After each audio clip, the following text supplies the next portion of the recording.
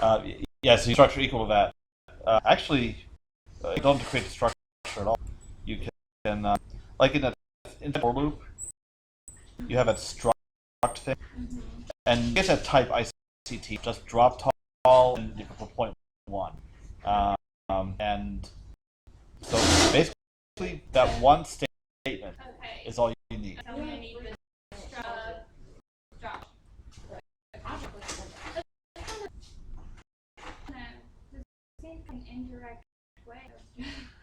It is, but I guess just like others more uniform.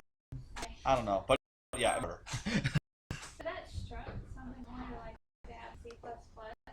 yeah, yeah. We have members, and yeah, I know.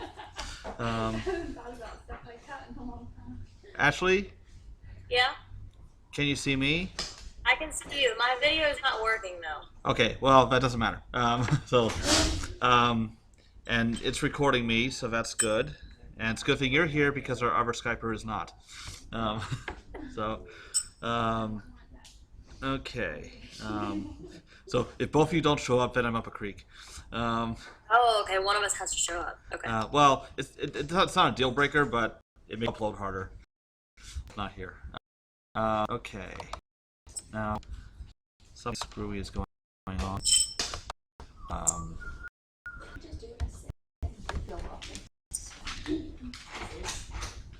oh yeah, but when it's done through Skype, it's actually not bad. It, You just said like solution to your problem. if I could, Ow! That really hurt. Go wash it. yeah, you're who I should take advice of from you banging your own head. Ow. But if I can't record through Skype and it's huge, then I would up. That's what I'm saying. Yeah. Like, it's not absolutely impossible. No, it's just it's inconvenient. So, meanwhile, okay. Hello, everyone down there. Okay. Okay, so you have camera control back. Oh, It's back. okay, good deal. So, all right, so Amber, you're off the hook. And let's see, Haley just let me know that she's not coming or has car trouble.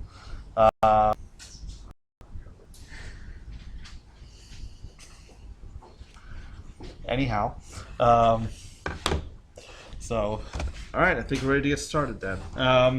Now, I'm going to continue where I left off last time with the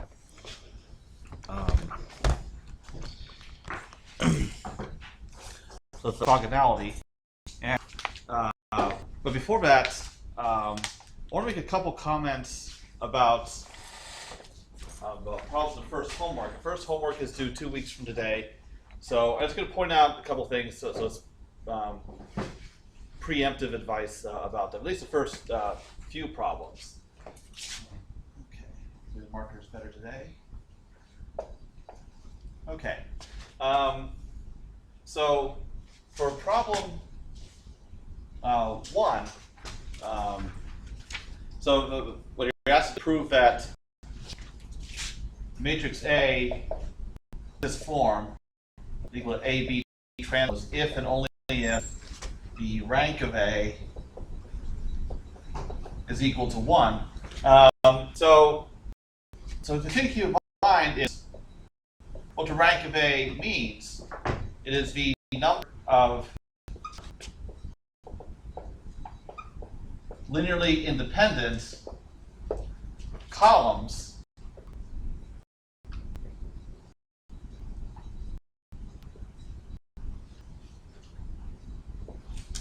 or rows. So Ivor Notion can help you work through this problem. So just keep what rank really means and how it influences the form of the matrix. Okay. Number two is showing that if a matrix is orthogonal, which I haven't defined a matrix yet, but that will come up today, and triangular, then it's also diagonal. So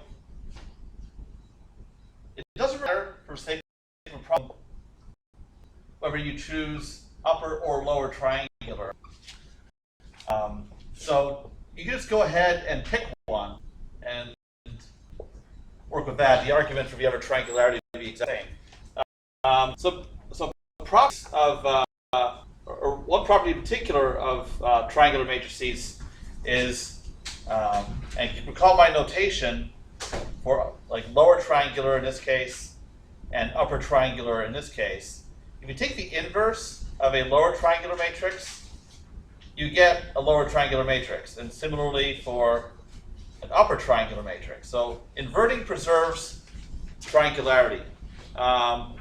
Also, multiplication, matrix multiplication preserves triangularity too. So lower times lower is lower, upper times upper is upper. But if you take the transpose of a matrix, that's going to reverse the triangularity. So if you have a lower triangular matrix, so the upper triangle is 0, you transpose and flip it around, those zeros go down to the lower triangle. So in other words, lower transpose is upper, just from pattern of where 0 entries go. Okay. And the last problem I'll say anything about now is problem 3. The comment I made above about rank applies. So there's an assumption about the rank of a matrix, number of linearly independent columns. So that's going to be important in problem 3 too. So what you're doing in this problem is you check that the norm that's being defined in this problem. So you're taking the C norm of a matrix, which is defined to be a regular vector norm of C times X. And this norm is any valid vector norm. It doesn't matter what it is. So you want to check that this norm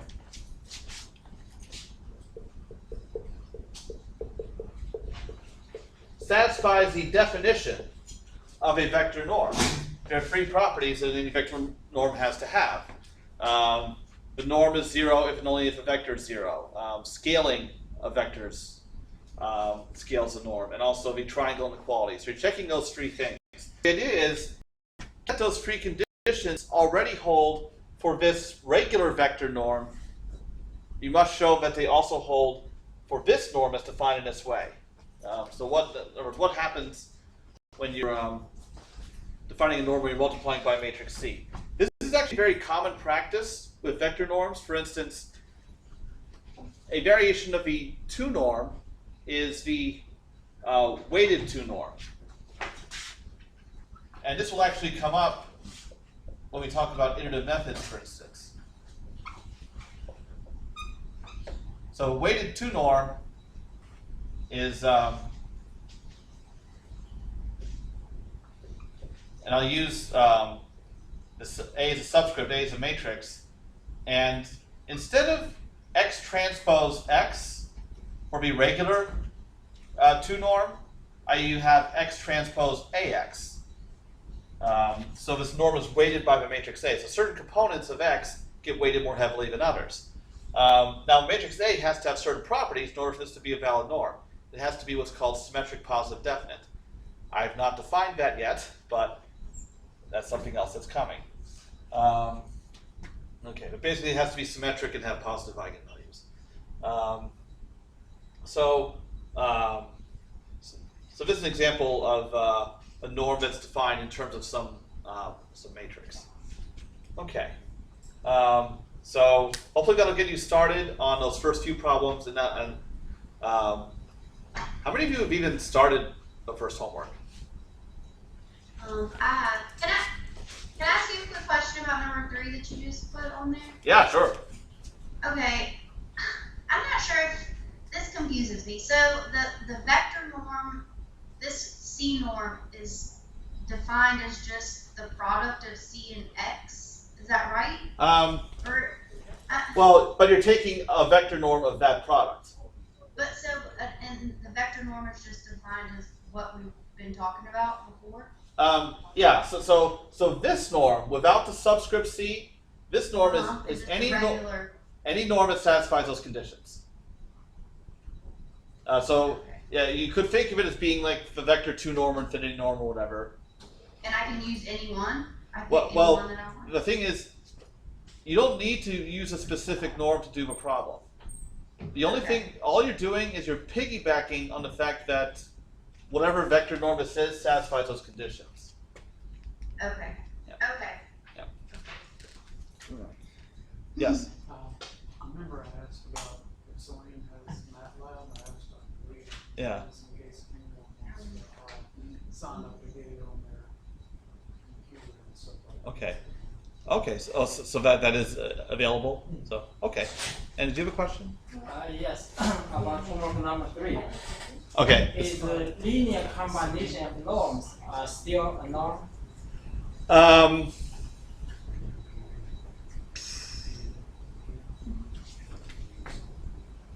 I would say generally no.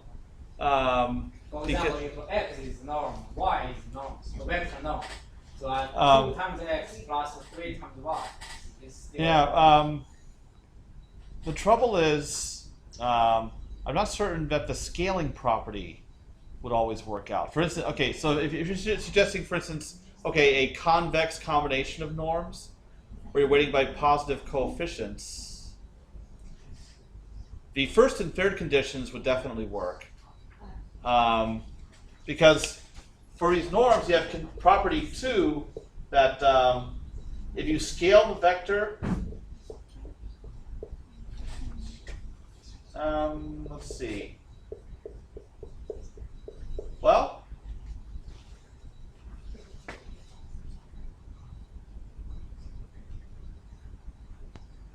okay, actually, yeah, I think it would work actually. So I need to prove this, or this is a problem? Well, because if you're going to use that to do the problem, I think I see what you're getting at. But So the matrix multiplied by x, actually that is the linear combination of all the column vector of the matrix. right, but here's the problem: x and c both can be anything. It can have positive or negative entries. What I'm saying is a linear combination of norms. It can't be an arbitrary linear combination. The coefficients would have to be positive for it to have a chance of succeeding. And you don't have that guarantee.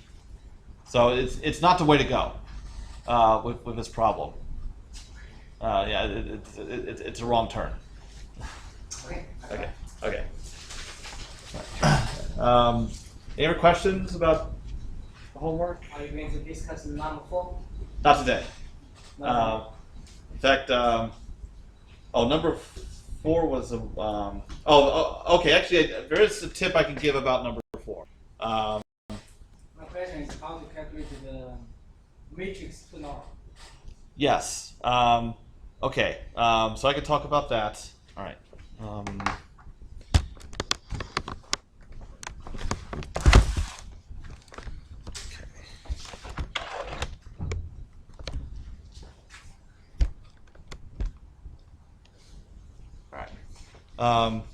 So for number 4, what you're asked to do is show that the Frobenius norm of an outer product like this, xy transpose, is equal to the 2 norm of the same matrix, and that is equal to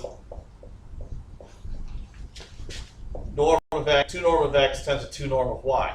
Now, first of all, what I would suggest, regardless of how the problem is written, I would recommend trying to show that this is equal to this, and this is equal to this, instead of trying to show that these two are equal to each other. And then you can satisfy the problem that way. But now you're asking about how do you compute this matrix 2 norm. Now, in general, this is a very difficult thing to do, but it's a little easier because it's an outer product. So I would suggest using this definition of a matrix 2 norm as a maximum over all unit vectors in a 2 norm sense of the matrix times z vector 2 norm Actually, you're just going to have that because the denominator will be 1. So if you use this definition, you'll find it a lot easier because what happens is this becomes x y transpose z, and this is a dot product. Okay. And you can use certain properties of 2 norms related to dot products that I've covered in order to figure out what the maximum of this expression would be.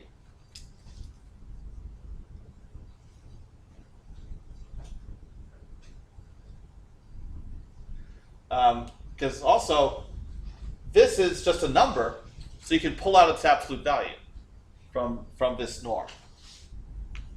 So you're just left with a 2 norm of x times a constant. So try going down that path, keeping in mind properties of the vector 2 norm, and see where it goes. Okay. Any other homework questions? You just said on that one, show the first 2 by transitivity, pretty much. Yeah. Yeah, because the way it's written, it's tempting to try to show these match each other. Forgetting about this, that's a tall order. Okay.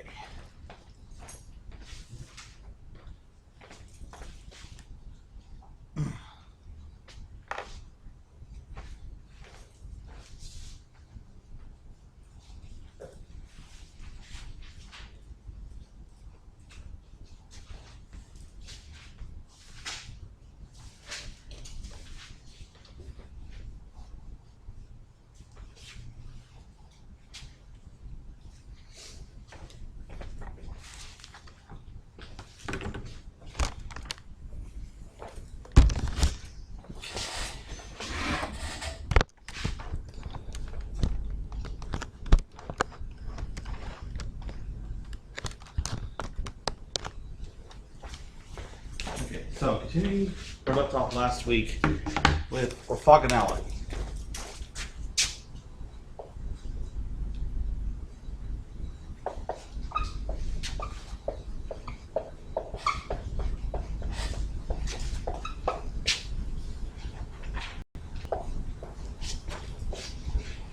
Okay, so I defined last time what it meant for vectors to be orthogonal and also orthonormal. But the concept of orthogonality doesn't just apply to individual vectors, but also to subspaces.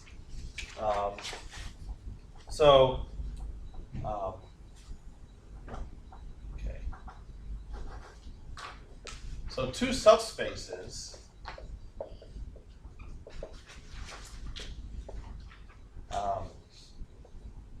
S and T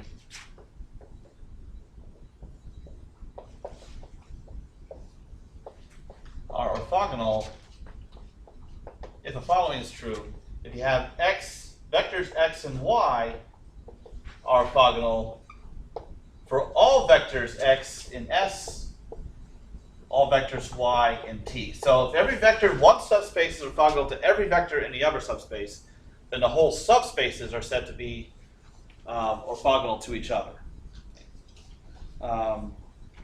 Okay, and going along with that is if you have a subspace S that belongs to Rn,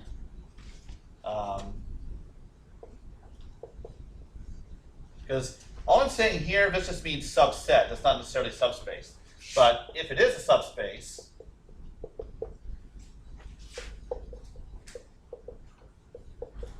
then I can define the orthogonal complement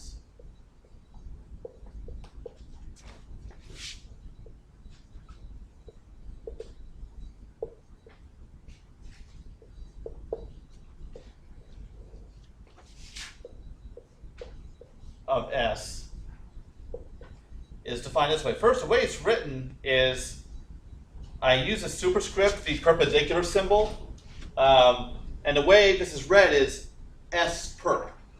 So that's what I'm referring to when I say that. So S perp is defined to be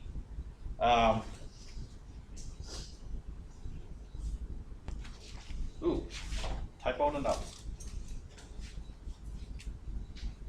Okay, so S perp consists of set of all vectors in R n. So we're coming from the same vector space that S is. I said Rm in the notes by mistake. Such that so set of all vectors that are orthogonal to every single vector in S. Okay. So we have so here's subspace S, here's subspace S perp. So in other words, there's another way to characterize this in terms of a previous definition is S and S perp are subspaces that are orthogonal to each other in this sense, but at the same time, the combination of the two, so the union of S and S perp is the entire vector space. So you can think of this being like, for instance, the complement of a set in a way, although it's not literally the same thing. Okay. Now, what I can do to illustrate this, I'll give an example of a subspace of R3 and what its orthogonal complement would be.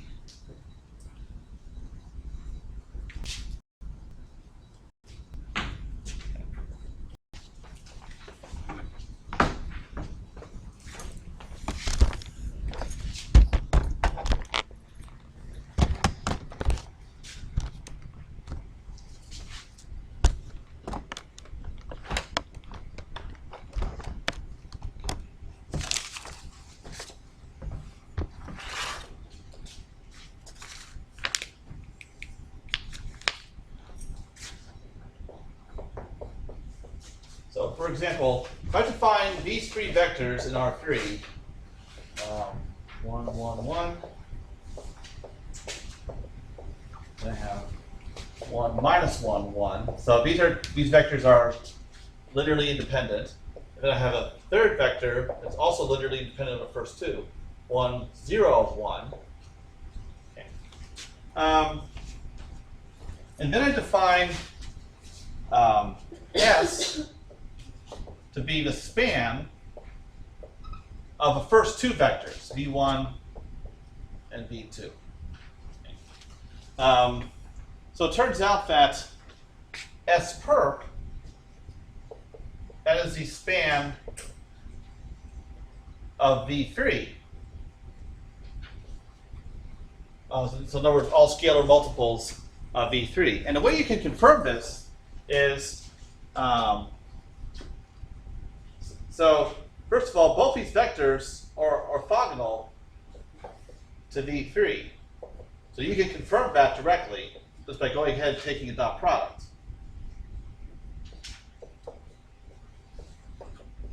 Okay. Now, since V3 is orthogonal to these two, it's also going to be orthogonal to any linear combination of these two vectors. So, if I have any Should V3 be -1 in the third component? yes, that's exactly what I've written here, as a matter of fact. Okay. So 1, 0, minus 1.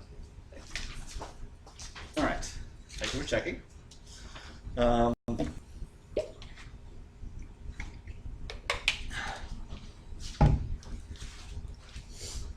My notes are a lot smarter than I am. Okay, so if I let x be any vector in S, so that means that x has to be a constant times v1 plus another constant times v2. And if I let y be any vector in what I'm claiming is S perp, that means that y has to be some multiple of v3. So if I take the dot product of these two, so that's going to be C1 V1 plus C2 V2 transpose C3 V3. And then using the properties of a dot product, I'll get C1 C3 times V1 transpose V3 plus C2 C3. Yeesh. Good thing we closed the window. Oh, no, we haven't. Oh, good thing we closed the door at least. Okay. That way we're protected from heart attacks.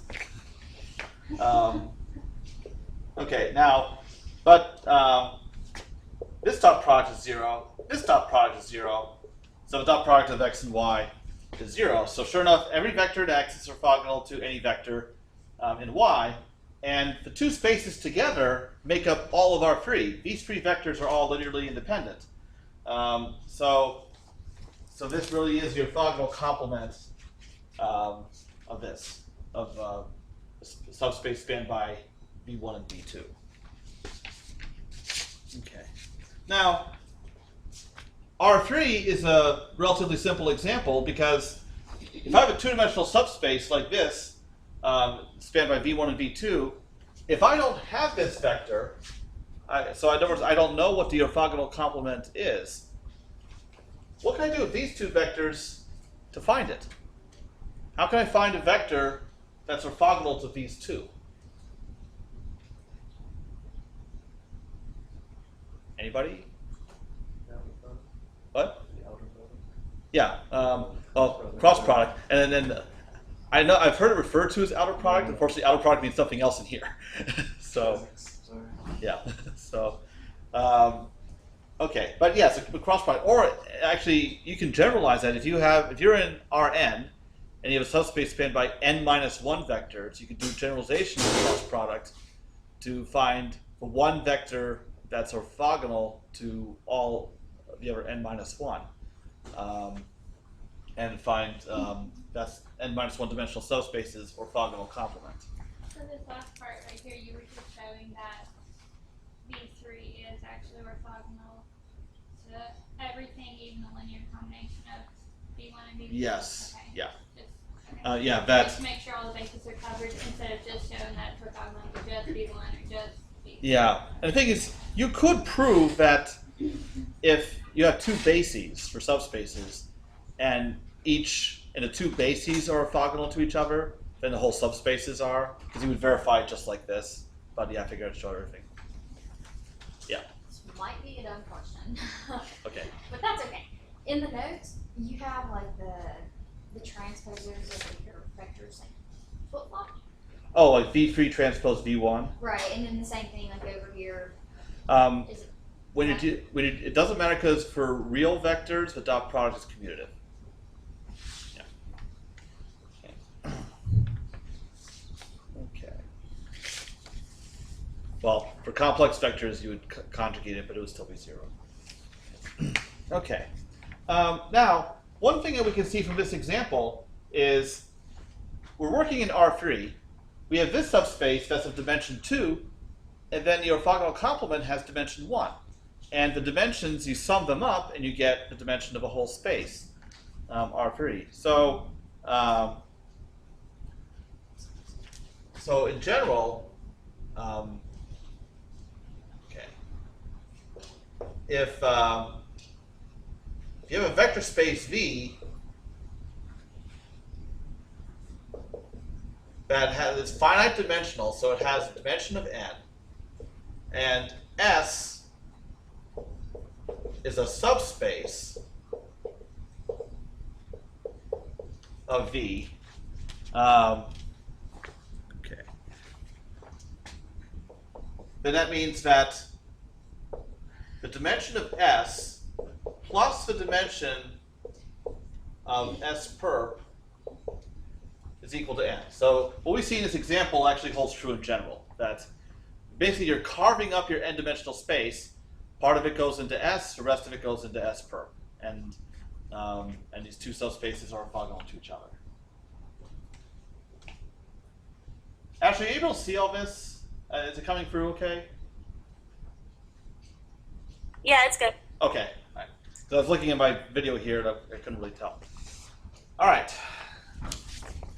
Any questions about orthogonal complements? Now, now I'm going to talk about the orthogonal complement of a particular kind of subspace of interest, the range of a matrix.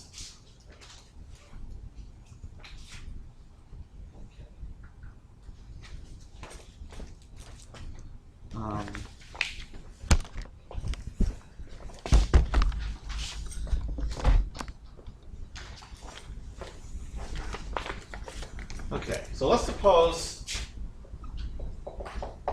I have an m by n matrix A, and I'm going to define subspace S to be the range of A, which is a set of all vectors in Rm such that y is equal to A times x, where x is some vector in Rn. Okay, so basically, the set of all possible outputs of the linear function described by A.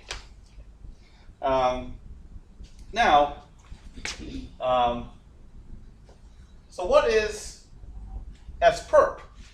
Can we describe what, since S is a range of a matrix, how can we describe the orthogonal complement of the range? So to figure that out, I'm going to let Z be a vector in S perp. So that means that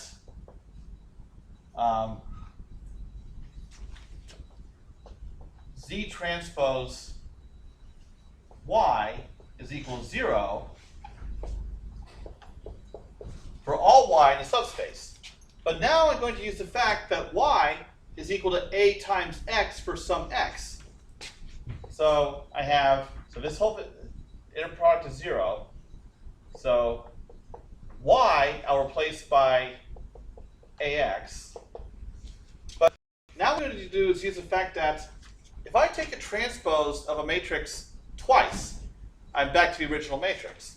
So this is the same as Z transpose, A transpose, transpose X. And now I'm going to use the fact that the transpose of a product is a product of a transposes in reverse order. So this is going to be A transpose Z transpose X. But the thing is, this dot product, I know I've already said it's equal to 0, but it's equal to 0 for all X in Rn. Now, if a vector is orthogonal to every single vector in Rn, what does it tell me about this vector? Okay, if this vector is orthogonal to every single vector in Rn, what does that say about this vector? That it's orthogonal to The whole space. But what does it tell me about the vector itself? What vector is orthogonal to everything? Just read it, so. Okay.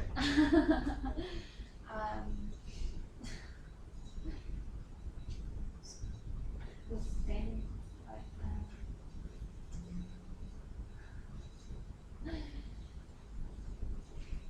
So in other words, it'd be orthogonal to every element of a basis, like the standard basis. right. But when you take a dot product of a standard basis vector, you're just taking out a component.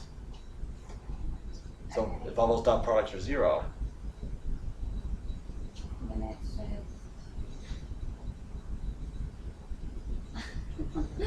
it would just be. Sorry about me. what? The no. What did you say? I didn't say it's in order, so you can't. Oh, okay. Anybody? 0. Yes, it's the 0 vector. Yeah. Okay. If the only vector can be orthogonal to the whole space, Okay. is for it to be the 0 vector. So that means that A transpose Z is equal to the 0 vector, but that means that Z belongs to the null space of A transpose. is that's how you define a null space for kernel.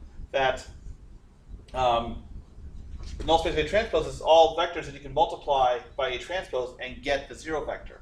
So to summarize this, the orthogonal complement of a range of any matrix is the null space of the transpose of that matrix. Okay.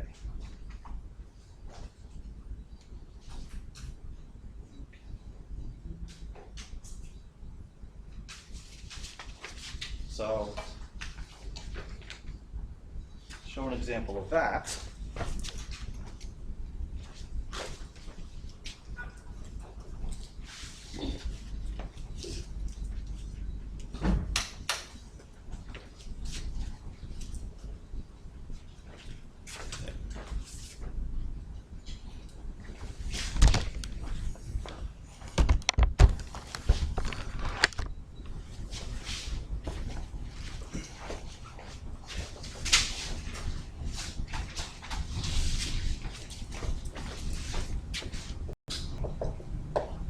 All right, so here's a 3x2 matrix.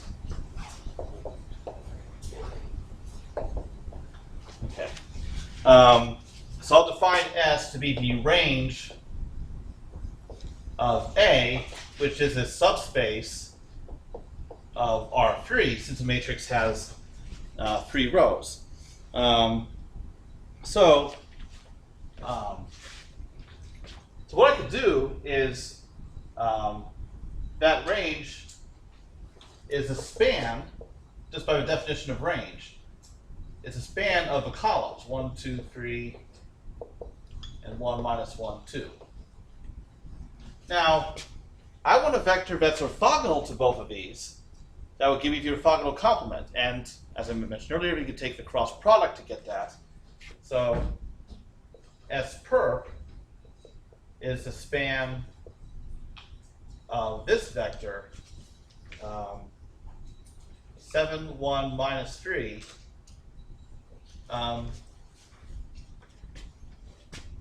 because if you take the cross product of 1, 2, 3 and 1 minus 1, 2, then 7, 1 minus 3 is what you can get. So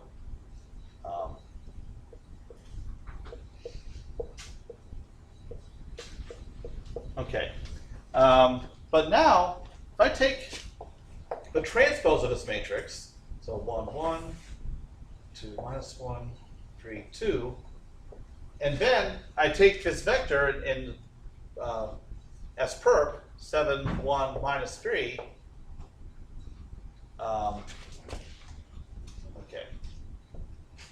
right, so A transpose only refers to this. If I take a product of 7 minus 1 and minus 3, so I get 7, 8, 9, and I get 0, and then 7 minus 1 is 6, minus 6 is again 0. So sure enough, the vector that's in the orthogonal complement of this range is in the null space of the transpose of that matrix. Also, because the range is a 2-dimensional subspace, that means that the rank of A is 2.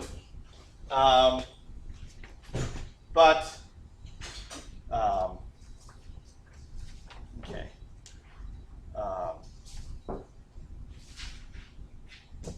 But that means that the null space of A, actually, the null space of transpose has dimension 1, as we see here, because you sum these dimensions and you get dimension of the whole space, 3 in this case. Now, so here we have a rank of A, and then we have the nullity of A transpose. What about the null space of A? Dimension of that.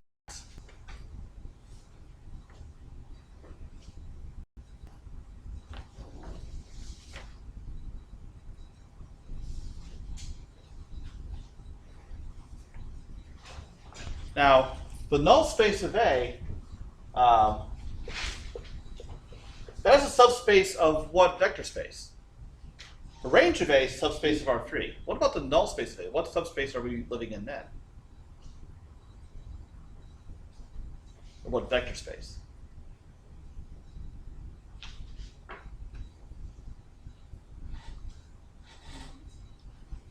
Oh, I thought somebody said it. Is it Esper? What? So Esper? I'm just looking at the dimension. So these two guys are subspaces of R3, and it comes from how many rows A has. What about the null space? What dimension should I fill in here?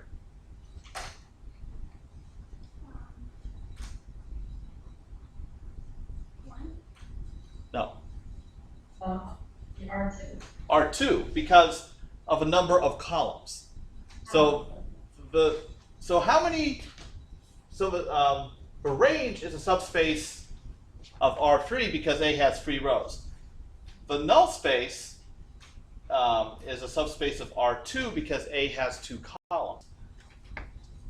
Now, and the thing is, these dimensions have to add up to 3.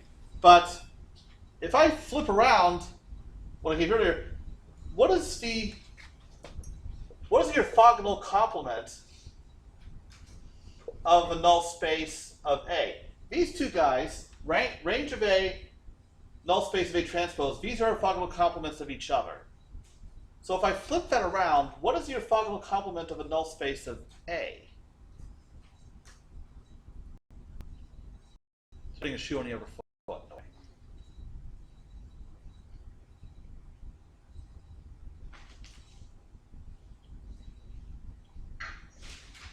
The range of A transpose. Yeah, but, yeah, it's for range of A transpose. Well, rank is the dimension of a range. Yeah. So now, if you add up the dimensions of these, you should get 2, because both of these are subspaces of R2 and they're orthogonal to each other. So, what is the dimension of the null space of A and the range of A transpose? They have to sum to 2, but what are the dimensions of each one? So fill in these blanks here.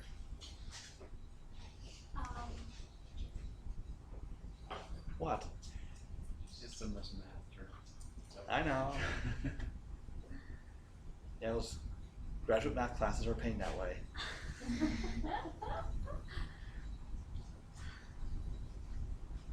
Please, ask the question. Okay, the dimension of a null space of A, what is that, and what is the dimension of a range of A transpose? Now the dimensions of these two subspaces add up to 2, but what are the dimensions of these spaces? Number I'm thinking is, what is the rank of A transpose? Well, if they have to be 2, it would be 1 and 1. Doesn't have to be 1 and 1, it could be 0 and 2.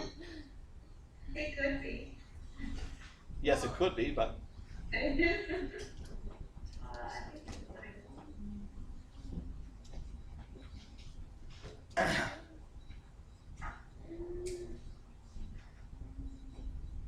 a subspace can have dimension 0, means it only has a 0 vector.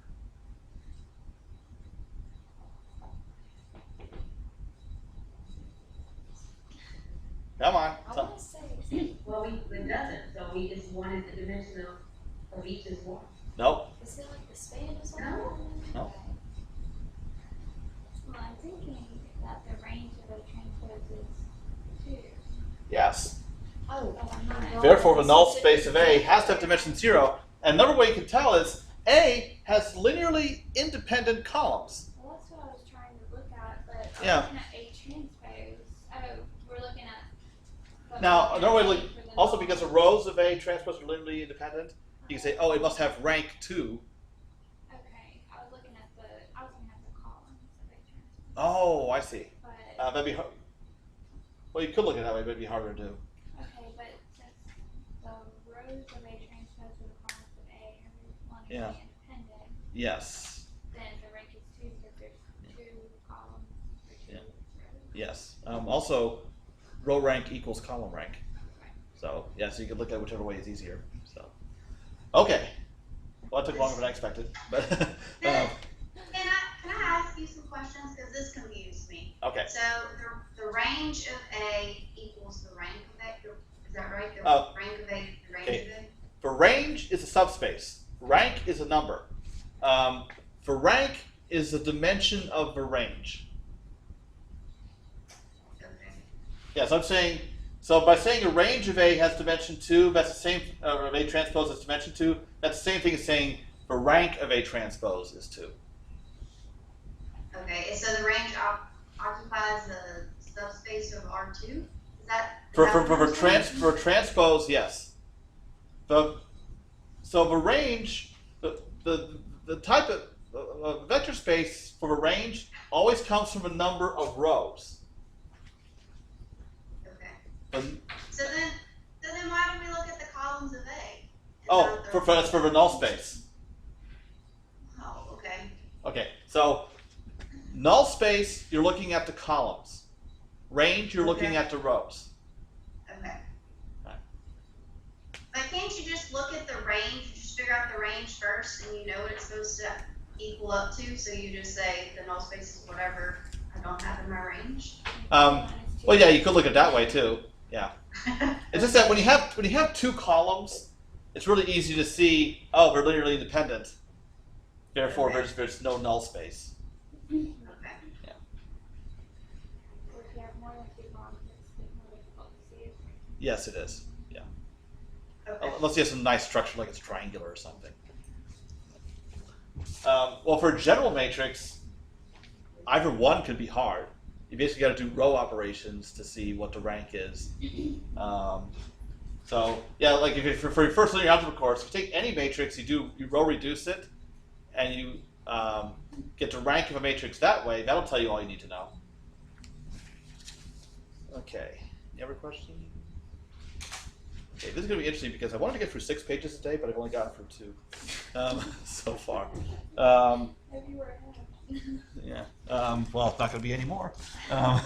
Okay.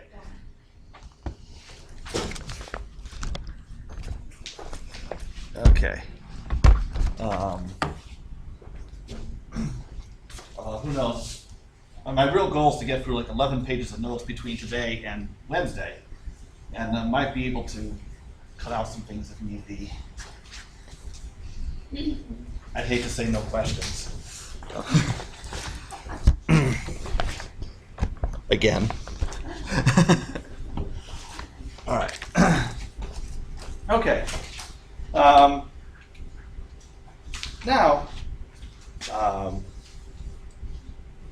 okay. So,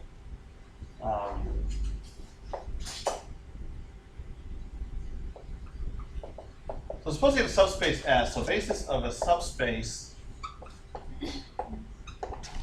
S in R M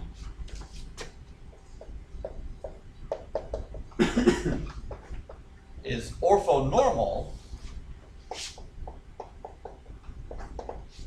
if the vectors in the basis form an orthonormal set. And if we're dealing with any particular subspace, we prefer an orthonormal basis. It's quite convenient compared to a general basis. So for instance, if you're talking about all of Rm, the standard basis is an example of a orthonormal basis. Okay. Now, so let's suppose that the dimension of S is some value R that is less than or equal, out of necessity, less than or equal to M. And my orthonormal basis consists of vectors Q1, Q2 up to QR. So all these vectors are orthonormal, which means that their dot product is equal to the Kronecker delta, which I defined last time. 1 if I equals j, and 0 otherwise. Okay. So now, if I define, and this is actually what I'm about to tell you is useful for problem 2 in the homework. So if I define a matrix Q that have these vectors as columns, so Q is the n by R matrix, but that means that Q transpose times Q is equal to the identity, an R by R identity. And that comes directly from this, because if you're computing Q transpose Q entry by entry, each entry is a dot product of 2 of these vectors. That's going to be 1 along the diagonal and 0 everywhere else. So you have this helpful relationship. But now, let's see. Actually, I'll go ahead and switch boards for this. But now we go to the extreme case where the dimension of the subspace R is equal to n. So in other words, now the subspace, M rather. So now, oh dang it, M by R. Okay. Oh shoot. It says the battery is running low. How on earth did that happen? Okay. This is a problem. I do have a cord, but I'm not looking for it.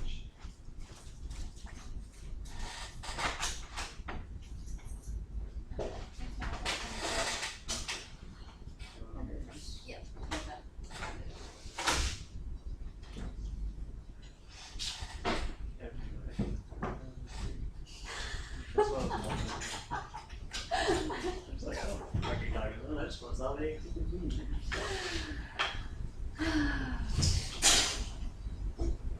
This stuff is confusing to me, like the range and the range, Because they all sound the same.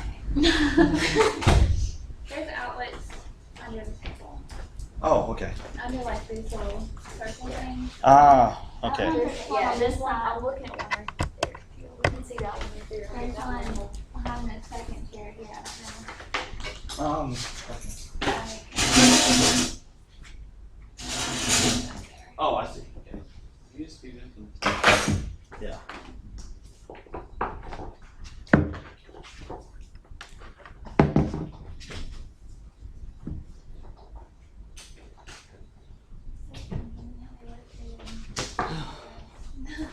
Okay. Crisis averted.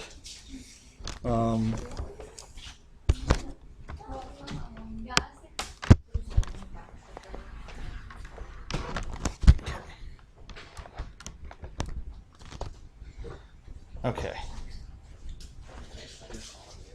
What? Oh, you're in trouble then. Do you work on them?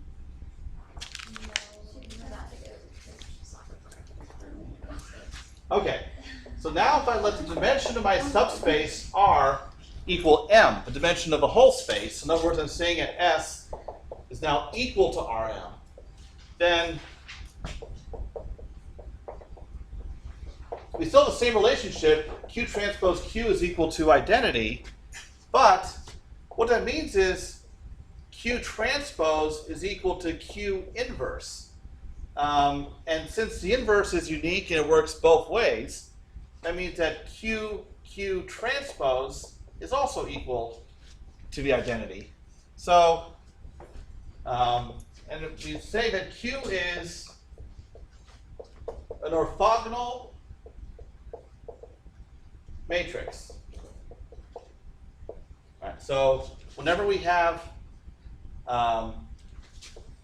these relationships, that Q transpose equal to Q inverse, therefore we have this, and Q is an M by M, so it has to be squared. You cannot call a non-square matrix orthogonal. Now, so distinguish this between what I had on the previous board. On the previous board, where R is less than M, the matrix is allowed to have orthonormal columns, so Q transpose Q is identity, but QQ transpose the other way is not identity until it's square. Now, here's one unfortunate thing about terminology. We're calling this an orthogonal matrix, but as a consequence, we can say that Q has orthonormal columns because of this, and rows. So rows are also orthonormal because of this relationship. But you would call it an orthogonal matrix. I would personally prefer to call it an orthonormal matrix, but whatever. Okay, so this relationship, if you have an orthogonal matrix, its inverse equals its transpose. So keep this in mind for problem 2 on the homework. It'll help you there. Okay. Now, Dr. Lamb, I'm sorry. When Yeah. you say Q has orthonormal columns, does that mean that, like, transpose of column 1 times column 2 is 0. 0? Yes. Okay, perfect. Thank you. And transpose of column 1 times column 1 is 1. Yes, okay. Okay. All right. Now, here's some nice properties of orthogonal matrices.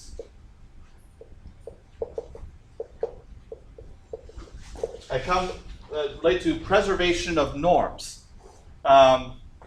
So, first of all, if you have an orthogonal matrix and you multiply it with any vector, then it preserves the 2 norm of that vector, which you can verify directly using the definition. It comes from Q transpose Q being identity. Now, geometrically, this makes sense because an orthogonal matrix basically is a rotation in m-dimensional space. A rotation of a vector should not change its length.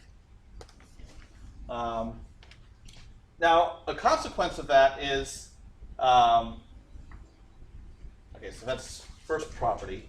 Second property, if Q, which is an m by m matrix, and I have a second matrix Z, which is n by n, if both of these matrices are orthogonal, then we have these norm preservation properties, that the 2 norm of QAZ equals the 2 norm of A, and the same thing holds true for the Frobenius norm. Okay. All right. So in other words, what I'm saying in these 2 equations is, if you take a matrix and multiply it on the left or the right by an orthogonal matrix, it does not change the matrix's 2 norm or its Frobenius norm.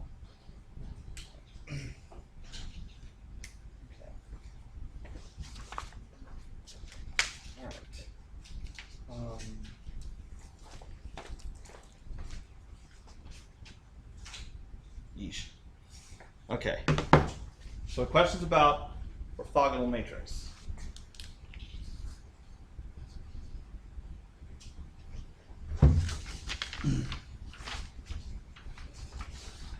Now, let's see what I can do in the last 20 minutes. Okay.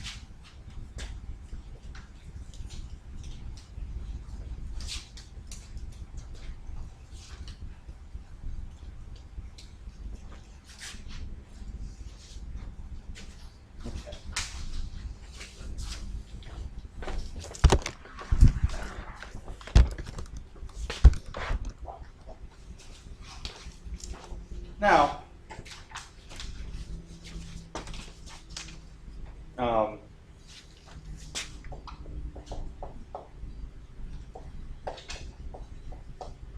so I'll spend the rest of this time, and this will spill over into Wednesday, unfortunately. The singular value decomposition. So let's suppose I have an m by n matrix A, and I'm going to let X, which is an Rn,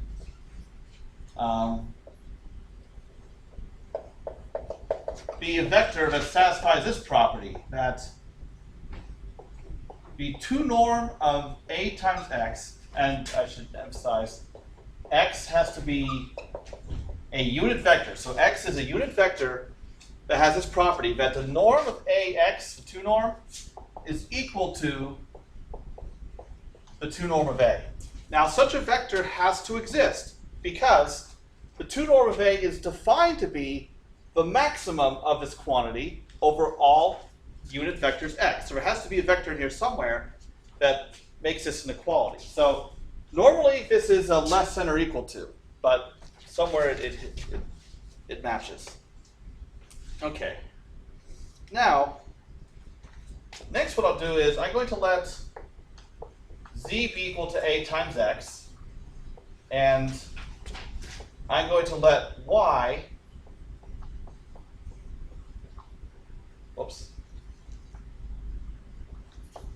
be what I get from normalizing Z. Okay. Now, I have to assume that A is not a zero matrix, or this is not a very interesting exercise anyway. So I'm not going to be dividing by 0 here. Okay. So, as a consequence of this, A times X, which is equal to Z, but now this is equal to some value sigma times Y. And sigma is the norm of Z, but that's also equal to the norm, the 2 norm of A. And so all of this comes from how I've defined Z here. And then Y and Z. Okay. Now, whenever you have a basis for an orthonormal basis for a subspace, you can take that basis and extend it to a basis of the whole space. Now, I'm doing that in this case with trivial 1 vector bases. I'm going to extend X to a basis for Rn. So I should say orthonormal basis. And I'm going to extend Y to an orthonormal basis of Rm. So that kind of extension is always possible. Because basically you're looking at your orthogonal complement of X and your orthogonal complement of Y. So as a result of that, that extension, I have matrices V1 where the first column is X, and then all the other columns are in V2. I don't know anything about them except they're orthonormal. And I'll let U1 be this vector Y is the first column, and then all the other columns go into U2. So V2 is n rows by n minus 1 columns. U2 is m rows by m minus 1 columns. Also, V1 and U1 are orthogonal matrices. So they're both square. And they're orthogonal because their columns form orthonormal bases. Okay. Now, what I'm going to do is I'm going to multiply these two matrices, V1 and U1, with A. All right. I think I just might barely have enough time for this.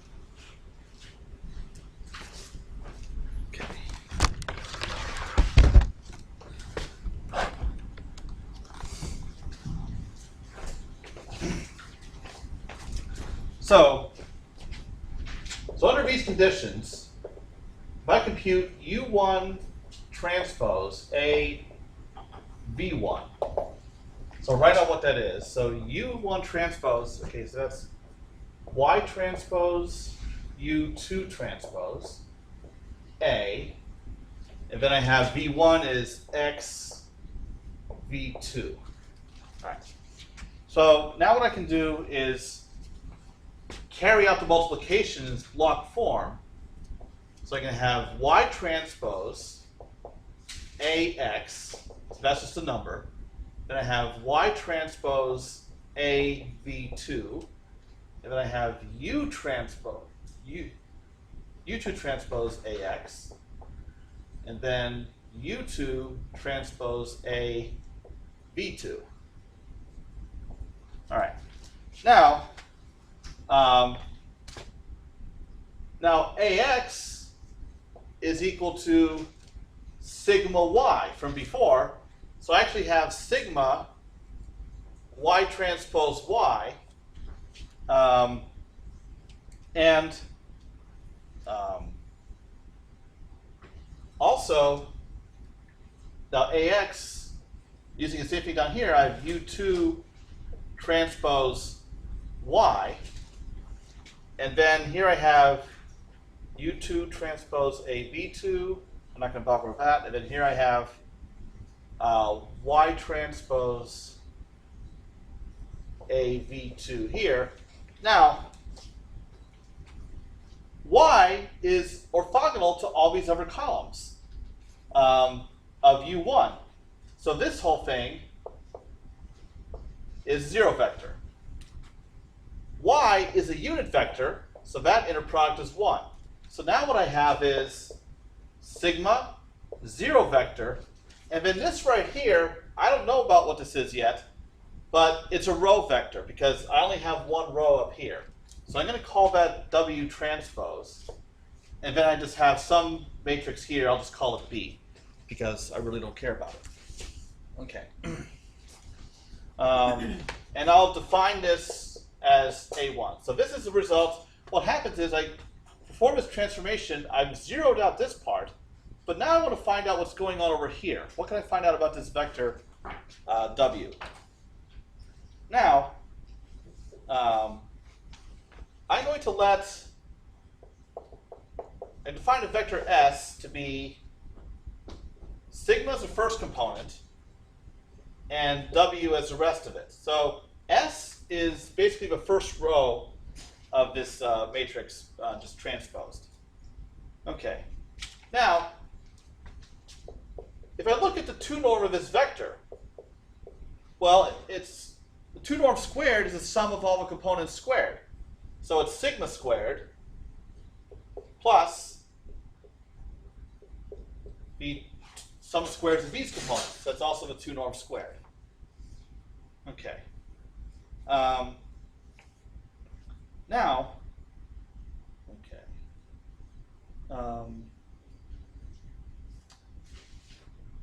Also, if I take this matrix and multiply it with this vector S, then what do I have? Sigma W transpose times sigma W. So I'm going across this row and down this column. So the first component of this is going to be the same thing. Sigma squared plus normal W squared.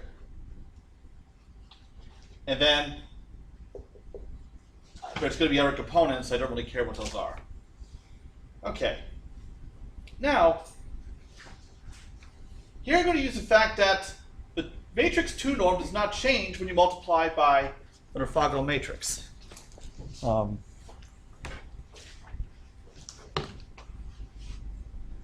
Okay. I think I can just barely pull this off.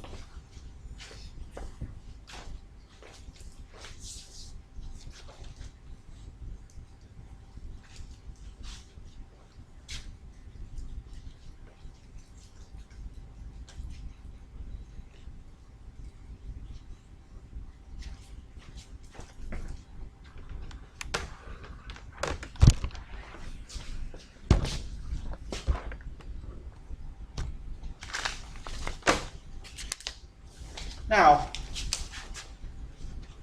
sigma squared, that is the 2 norm of A squared, but that is also the 2 norm of A1 squared.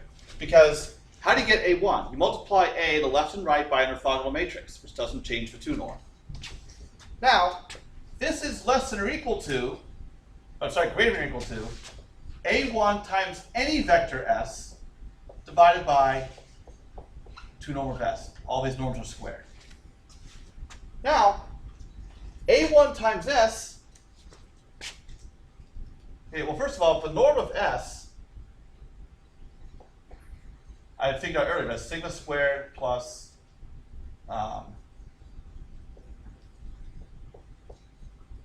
norm of W squared. But A1S has as its first component this quantity right here, plus other components. So if I take a 2 norm of this, it's actually going to be at least this, again, that's the first component, but this is a 2 norm squared, so all of this gets squared. So I just simplify this, I can cancel one out, and I get sigma squared plus 2 norm of omega squared. Okay. So what do I have? I have that sigma squared is greater than or equal to sigma squared plus this 2 norm squared. So what does that tell me about the norm of W? Because this quantity right here is greater than or equal to 0. But if sigma squared is greater than or equal to sigma squared plus this norm that can't be negative, what does that tell me?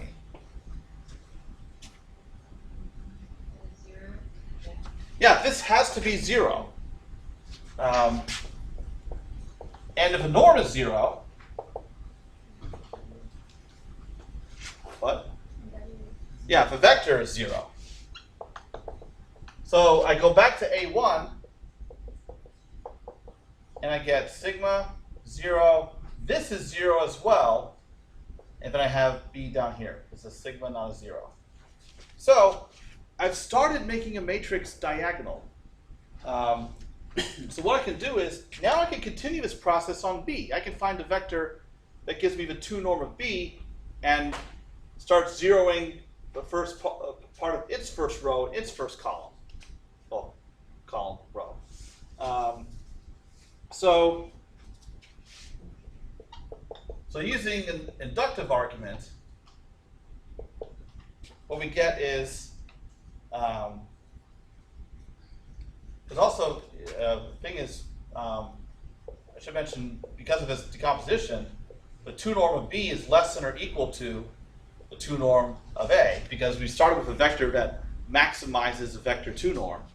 So if we continue this process, we get what is called the singular value decomposition, which has this form. A is equal to U sigma V transpose, where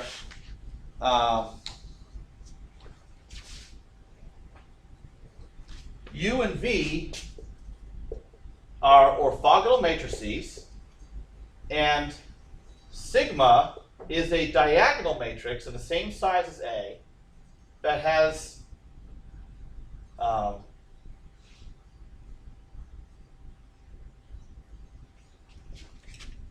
these entries all along the diagonal, and I'm running out of board space.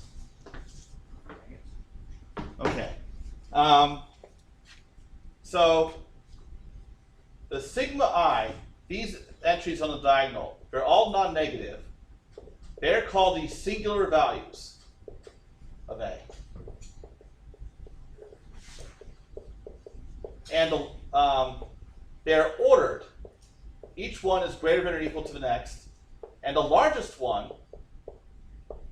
is equal to the 2 norm of A. So this goes with this decomposition here. I just ran out of board space. Sorry if I threw anyone off.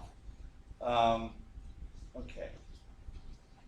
And looks like I'm just about out of time, so I'll have to continue talking about well, I have 3 minutes, and I need to make use of them. So I can say one more board's worth.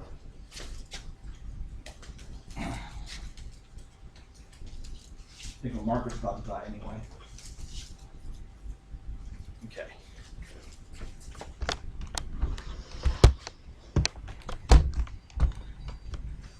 All right. Now, your orthogonal matrices, U and V. So U has columns U1, U2. Try to make my U's and V's look different. Up to UM. And V is V1, V2, up to Vn. These columns of U are called the left singular vectors. The columns of V are called the right singular vectors.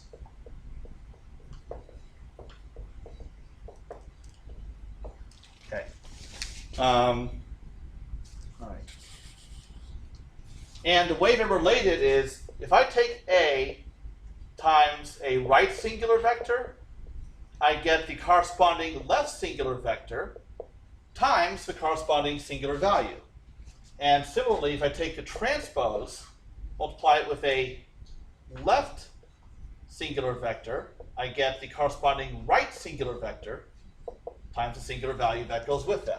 So you can switch back and forth between left and right singular vectors by multiplying by A or A transpose.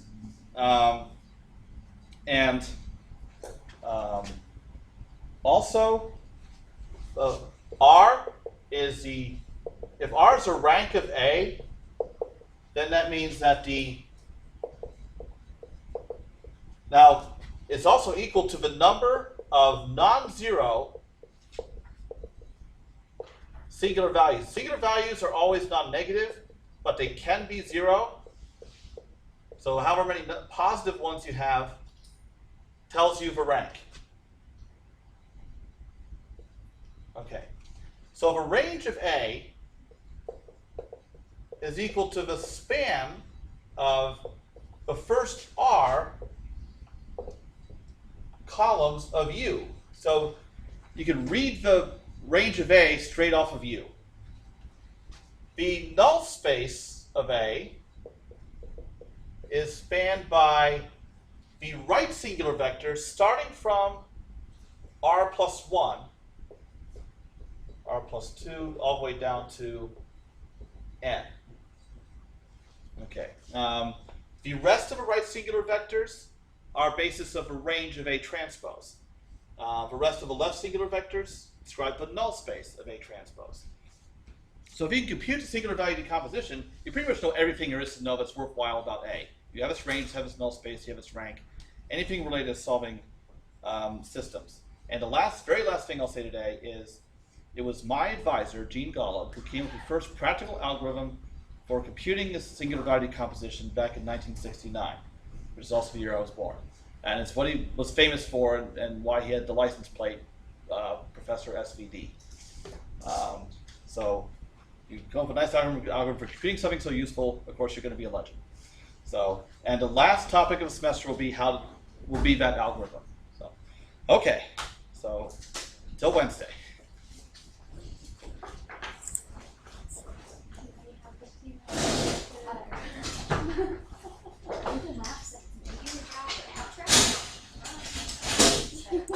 Dr. Landon.